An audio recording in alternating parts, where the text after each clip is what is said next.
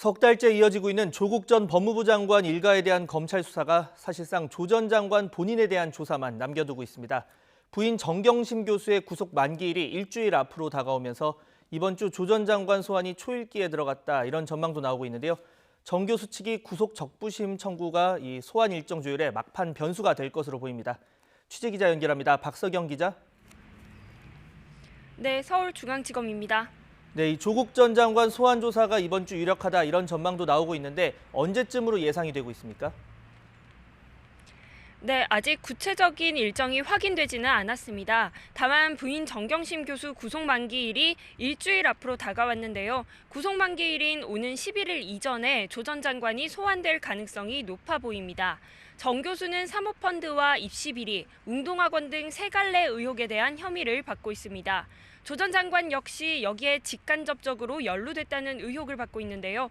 검찰이 정 교수를 재판에 넘기기 전 범죄 혐의 정황을 충실히 입증하기 위해서라도 조 전 장관 조사는 불가피합니다.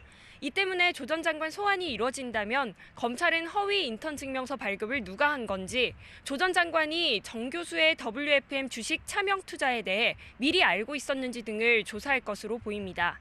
또 지난달 31일 구속된 동생 조모 씨 웅동학원 비리 의혹에 대해서도 이사로 재직했던 조 전 장관이 관여한 바가 있는지 등을 확인할 것으로 예상됩니다. 검찰이 조 전 장관을 불러 조사한 뒤에 정 교수를 재판에 넘기게 되면 석 달째 이어진 수사도 마무리 순서를 밟지 않겠냐는 전망이 나옵니다.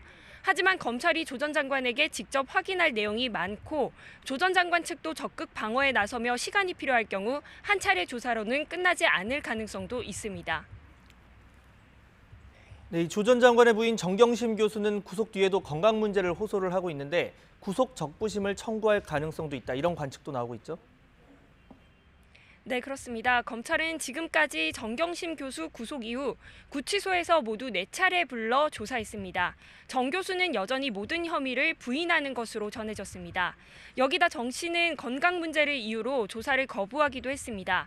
정 교수 측 변호인단 역시 건강 악화를 이유로 구속적부심 청구 여부를 고민하고 있습니다.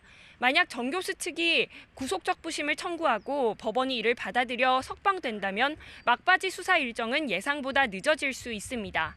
법원이 받아들이지 않더라도 심사를 위해 수사 기록을 넘겨받았다가 검찰로 반환할 때까지의 기간은 구속기간에서 제외됩니다. 따라서 정 교수의 구속적부심 청구 여부가 조 전 장관 조사 시기에 변수로 작용할 것으로 보입니다. 다만 구속적부심이 받아들여지지 않을 경우 여론 등이 정 교수에 불리해질 수도 있기 때문에 변호인단은 신중하게 고민하는 것으로 전해졌습니다. 지금까지 서울중앙지검에서 YTN 박서경입니다.